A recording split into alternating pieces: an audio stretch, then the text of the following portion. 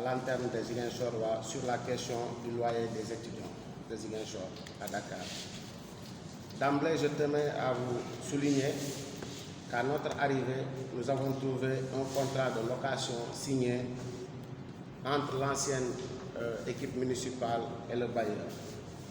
En vertu du principe de continuité de l'administration, nous avons jugé nécessaire, après examen des clauses contractuelles, de poursuivre la même dynamique.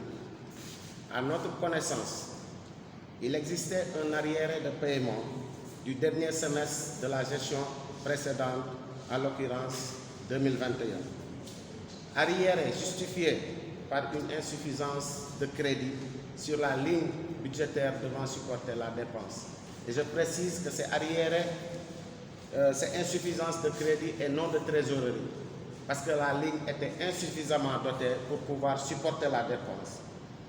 Étant donné que dans les nouvelles orientations de la nouvelle équipe municipale, le social occupe une place certaine, on a fait alors la question du logement des étudiants de Ziguinchor une priorité.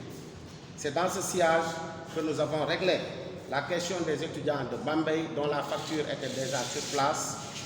Concernant les étudiants de Saint-Louis, le mandat est en instance si ce n'est pas déjà payé parce qu'il a été déjà envoyé au niveau de la RPM. Le seul souci concerne les étudiants de Dakar et je vais vous dire pourquoi. En réalité, en matière de paiement de dépenses et de gestion financière, nous avons une procédure à suivre. Et jusqu'à ce jour, nous n'avons reçu aucune facture venant du bailleur de Dakar. Et sans facture, en réalité, nous ne pouvons mandater aucune dépense puisque toutes les factures sont accompagnées de pièces justificatives. La preuve même, au niveau du Trésor, il y a une nomenclature des pièces justificatives de toutes les dépenses opérées par les collectivités territoriales.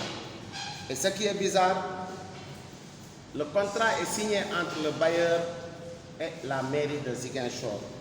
Donc s'il y a un problème, c'est entre le bailleur et l'institution municipale, et non cette dernière et les étudiants. Ce qu'ils ont voulu nous demander, c'est une subvention de 5 millions pour compenser un retard de paiement qui aurait été réglé alors que nous n'avons aucun mécanisme nous permettant de donner de l'argent liquide aux étudiants.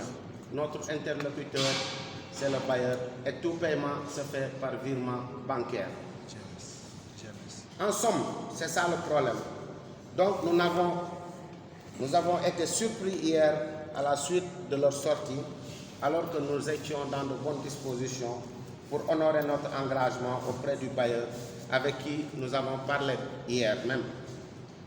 Le vendredi dernier, ces étudiants nous ont envoyé une enveloppe devant contenir la facture. À notre grande surprise hier, lorsqu'on a donné l'instruction à la comptabilité pour procéder au mandatement de la dépense, nous avons trouvé dans l'enveloppe un relevé de compte bancaire qui n'est nullement une pièce justificative. Enfin, une procédure d'expulsion, parce qu'ils ont parlé d'expulsion, de menace d'expulsion. Mais la procédure d'expulsion est bien encadrée au Sénégal, concernant le loyer. Donc, un contrat de location étant un contrat synalagmatique qui lie deux parties, pour expulser un locataire, il faut d'abord lui servir un congé. Après 6 mois sans réaction, le bailleur va au niveau du tribunal pour obtenir une ordonnance d'expulsion. C'est à la suite de cette ordonnance qu'un huissier viendra procéder à l'expulsion. Ce qui n'est pas le cas, puisque jusque-là, la mairie n'a reçu aucun avertissement ni aucun préavis venant du bailleur montrant qu'il y a retard de paiement. Donc, en somme, c'était ça le souci entre les étudiants et la mairie de Ziguinchor.